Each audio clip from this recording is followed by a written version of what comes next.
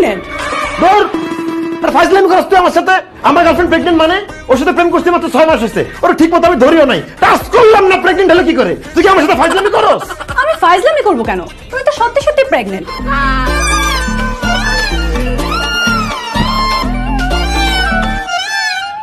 আরে দেখছেন কি ভালোটা বাসে, একটু অসুস্থ হয়ে পড়ছে দেখে এইভাবে কান্নাকাটি করতে হয়।